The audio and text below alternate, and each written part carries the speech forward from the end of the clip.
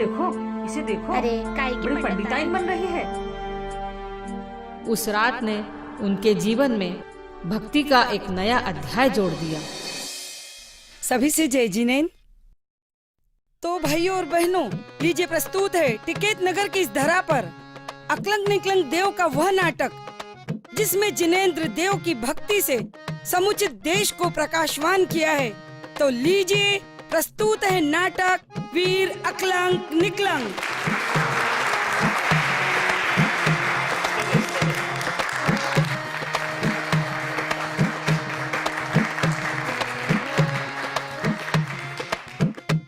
नहीं नहीं नहीं बेटे अकलंक, अब हमने निश्चित कर लिया है कि तुम्हारा विवाह कर दिया जाए। पिताजी, मैं ब्याह नहीं करूंगा। ब्याह नहीं करूंगा? बेटे, तुम्हारी विवाह की उम्र हो चुकी है, ब्याह क्यों नहीं करना चाहते तुम? पिताजी, अनंत काल से इस संसार में परिभ्रमण कर रहा हूँ। इंद्रियों के कई भोग भोग चुका हूँ। अब मैं आत्म कल्याण चाहता हूँ पिताजी। कल्याण? आत्मा का कल्याण? बेटे, अपनी गृहस्थी बसा लो, अपने बच्चे बच्चियों को संस्कार पूर्वक रखो, उसके बाद अपनी आत्मा का कल्याण करो। नहीं पिताजी, मैं इस गृहस्थ रूपी कीचड़ में फंसने से अच्छा है कि मैं इसमें पैर ही न रखूं। मैं आत्म कल्याण चाहता हूं पिताजी। बेटा, मान जा, मान जा, तू मान जा। छोटी सी अवस्था, कैसे धारोगे दीक्षा? तुम क्या कर रहे हो अकलंक बेटा? मान जा, अभी न लो दीक्षा। अकलंक बेटा, मान जा, मान जा, मान जा। क्यों मानूं मैं किसी की बात, क्यों थामूं मैं किसी का हाथ? गृहस्थी है एक दलदल, दुख मिलता है पल पल। मुक्ति पद का है मुझे हाथ थामना, क्यों मानूं मैं किसी की बात? अरे वाह वाह वाह वाह, बहुत बढ़िया नाटक रहा है यार, कितना धार्मिक नाटक रहा है। मजा आएगा, मजा आएगा। जो नाटक में हमारी जिंदगी में कदे ही नहीं देखियो। हाँ भैया, बहुत धार्मिक नाटक हो। सच्ची में ना नाटक तो बहुत अच्छा था, पर तुम इतना मुस्कुरा क्यों रही हो? कुछ नहीं, अभी घर चलो, बाद में नहीं पिताजी, मैं इस गृहस्थ रूपी कीचड़ में फंसने से अच्छा है कि मैं इसमें पैर ही न रखूं। मैं आत्म कल्याण चाहता हूँ पिताजी। क्यों मानूं मैं किसी की बात, क्यों थामूं मैं किसी का हाथ?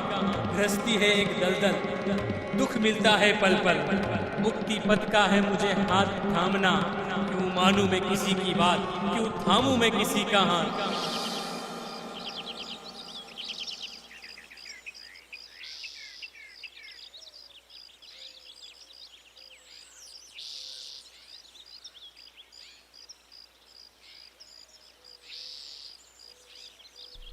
चल लीजिए।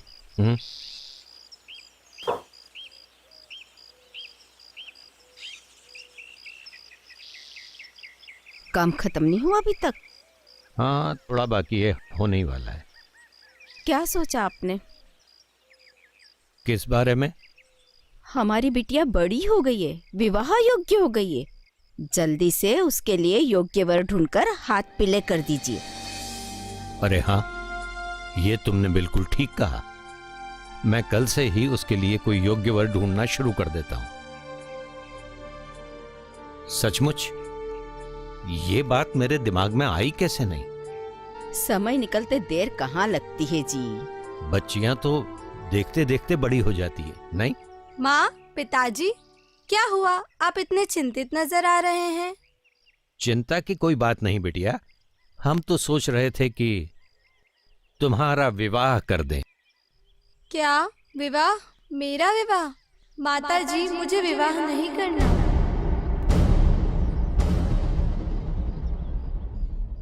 क्यों? विवाह क्यों नहीं करोगी बेटी?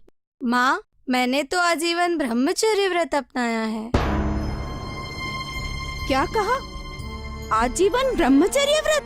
जी हाँ माँ, और मैं इसका निष्ठा से पालन करूंगी। देखो बिटिया, अभी तुम्हारी उम्र विवाह करने की है, व्रत लेने की नहीं। अभी तुम्हें अपनी गृहस्थी को रचाने के बारे में सोचना चाहिए। व्रत लेना है तो बाद में कभी ले लेना। पिताजी, क्यों मुझे इस कीचड़ में धकेल रहे हैं? मुझे तो अपनी आत्मा का कल्याण करना है, मुझे नहीं करना है कोई ब्याह व्याह।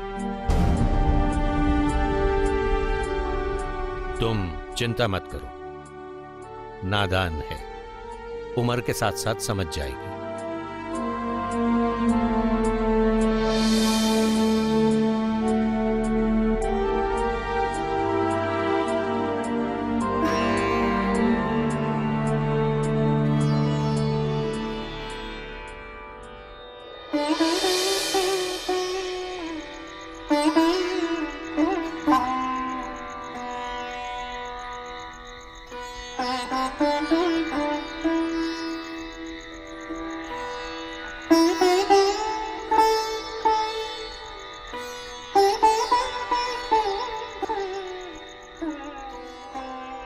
बुआ, लाला,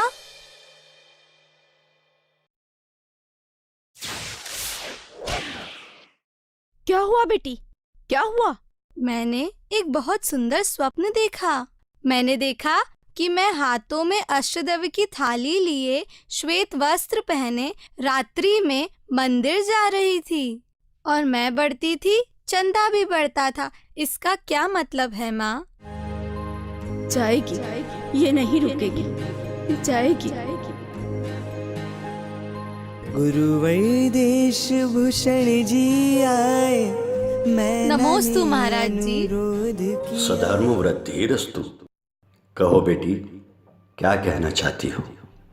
महाराज जी, मुझे इस संसार से मुक्ति पाना है। अब आप मुझे दीक्षा दे दीजिए। बेटी, तुम्हारे मस्तक को देखकर प्रतीत होता है कि तुम निश्चित रूप से धर्म मार्ग पर आगे बढ़ोगी और विश्व में जैन धर्म की पताका फहराते हुए अपनी आत्मा का कल्याण करोगी। मेरा आशीर्वाद सदा तुम्हारे साथ है। आशीर्वाद दिया गुरुवर ने, हर्षित था मैना का जिया। बाराबंकी गए गुरुवर, मैना भी दर्शन को चली। मुझे जाना ही है। गुरुवर का आशीष मिला और अंतर मन की खिली कली। गुरुवर देश भूषण जी आए।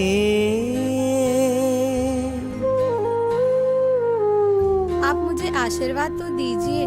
मैं भी ब्राह्मी सुंदरी जैसी आर्यका बनना चाहती हूँ, किंतु मेरे घर के लोग।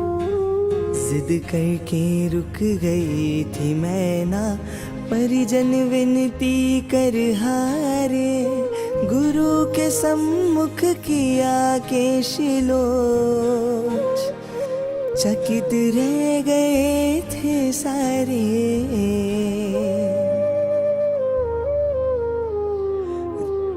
रोते बिलखते रहे पिताजी, किंतु ना मैना घर आई। बह रही अविरल अश्रु धारा, व्यथित थे माँ बहना भाई। गुरुवर देश भूषण जी आए।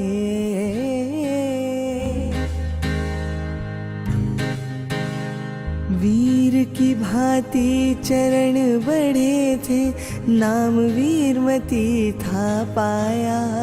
वीर सागर जी की शरण मिली और आर्यका का पद पाया। अद्भुत ज्ञान को देख गुरु ने दिया नाम था ज्ञानमती। इस युग की बनी गणनी प्रथम वो, और कहलाई बाली सती।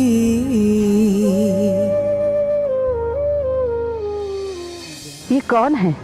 कोई साधारण व्यक्तित्व, कोई देवी, कोई महादेवी? ये कोई साधारण व्यक्तित्व नहीं, ये कोई देवी नहीं और ये कोई महादेवी भी नहीं। ये है 20वीं 21वीं शताब्दी की प्रथम बाल ब्रह्मचारिणी साध्वी, महासाधिका, चारित्र चंद्रिका, परम पूज्य गणिनी प्रमुख, युग प्रवर्तिका, सिद्धांत चक्रेश्वरी, आर्यका शिरोमणि श्री ज्ञानमती माता जी। हे ज्ञानमती, है ज्ञान पुंज, है ज्ञान सिंधु, है ज्ञान किरण, साहित्य सर्जक ज्ञान वारिधि, ज्ञानमती माँ को वंदन। 4 शतक 50 से ऊपर ग्रंथ रचे अचरजकारी, पूजन विधान की रचना से सज गई है ज्ञान की शुभ क्यारी। हर शब्द ज्ञान की गरिमा बन अंतस में अलख जगाता है। आगम का ऐसा गहरापन कहीं और नजर नहीं आता है। ज्ञानमती के ज्ञान की महिमा को जाने सारा संसार। भारत ही नहीं अखिल विश्व में गूंजी ज्ञानमती जयकार। नमन करते हैं हम उस परिवार को जिन्होंने जैन समाज को, जिन आगम को आज तपस्या और त्याग के कई रत्न दिए हैं। इसकी पावन प्रेरिका गणनी ज्ञानमती माँ महान है। इसकी पावन प्रेरिका गणनी ज्ञानमती माँ महान है। जिसके शुभ चिंतन से प्रगटे आदिनाथ भगवान है। जिसके शुभ चिंतन से प्रगटे आदिनाथ भगवान। रात्रि में मैंने 2 बजे से ध्यान करना शुरू किया और आज 4 साढ़े 4 बजे लगभग मुझे एक बहुत सुंदर उपलब्धि हुई। मेरा चिंतन चल रहा था कि भगवान ऋषभ देव की मूर्ति बने और भगवान ऋषभ देव की हो, 108 फुट की हो और पूर्व दिशा की तरफ मुख करते हो। बहुत बड़ा काम है माता जी, तो बहुत साल लगेंगे पहाड़ के ऊपर काम करने में। तो क्या होता है, भगवान 3 लोग के नाथ भगवान ऋषभ देव को प्रकट करना है, बनाना है। देखो सारे लोगों, ऐसा है ना, आप लोगों ने माता जी की हर योजना को सफल किया है। जम्बूद्वीप बना तब भी बड़ा बड़ा लगता था और बहुत बड़े बड़े आयोजन भी हुए, तमाम रचनाएं बनी। तो ऐसे इसको भी प्रोजेक्ट हाथ में लिया जाएगा। ठीक है ना, माता जी की इच्छा है तो हम सब लोग लगेंगे, जैसे सब काम किए जा रहे हैं बस ये भी किया जाएगा। 108 फुट की मूर्ति बनाने का विषय माता जी ने कहा, मन में विषय आया अखंड मूर्ति तो हमारे में खंडित नहीं करती, एक ही पत्थर में होना चाहिए। तो वो पत्थर इतना अवेलेबल हो जाए, यह मिल जाए और उसको कारागिर मूर्ति बनाने के लिए योग्य पत्थर समझे। ये दो बातों थी। भगवान से हमने कहा कि भगवान इतनी हमारी इच्छा पूरी कर दे।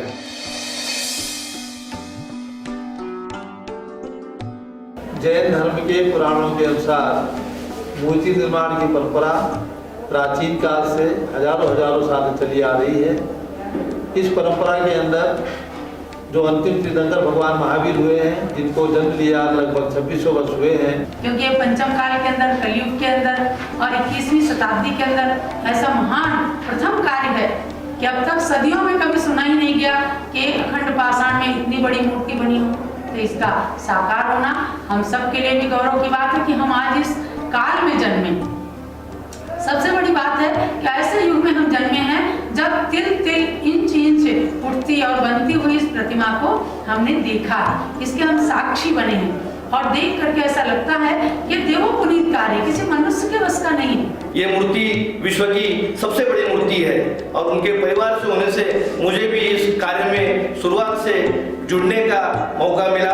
परम पूज्य गणनी प्रमुख आर्यिका शिरोमणि ज्ञानमती माता जी के कर कमलों से यहाँ बड़ी मूर्ति का काम जोर से चल रहा है और जैसी जैसी मूर्ति बन रही है वैसी वैसी भक्तों के अंदर, हर गांव में, हर गली में, हर मंदिर के अंदर जोश आ रहा है। बंधुओं, पाषाण से भगवान बनाने की ये प्रक्रिया बड़ी महत्वपूर्ण होती है।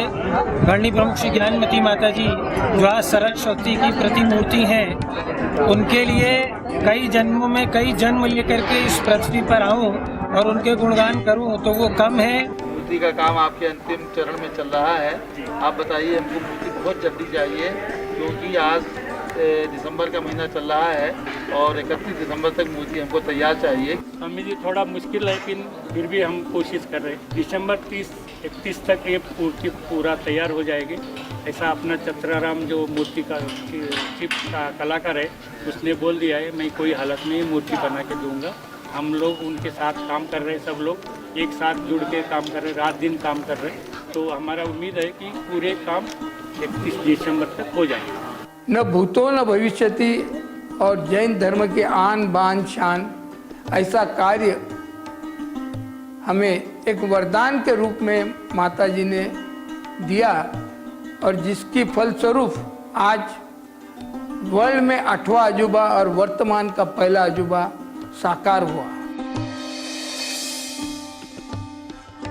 भगवान ऋषभ देव की इस प्रतिमा को आर्यिका श्री चंद्रामती माता जी के प्रेरणा से द स्टेच्यू ऑफ अहिंसा का नाम दिया है, अर्थात अहिंसा की प्रतिमूर्ति। ये पूरे विश्व में अहिंसा का संदेश देगी, क्योंकि जैन धर्म का जो मूल सिद्धांत है वो अहिंसा परमो धर्म है। इसलिए द स्टेच्यू ऑफ अहिंसा पूरे विश्व के लिए ये अहिंसा का संदेश देने वाली एकमात्र पूरे विश्व की इतनी बड़ी प्रतिमा ये हमारी है भगवान ऋषभदेव की। करणी प्रमुख श्री ज्ञानमती माता जी के आज 20 साल पहले जो उन्होंने स्वप्न देखा था वो साकार हुआ है। भगवान ऋषभदेव की 108 फुट की मूर्ति मांगी पर्वत पर बन करके और तैयार हो गई है।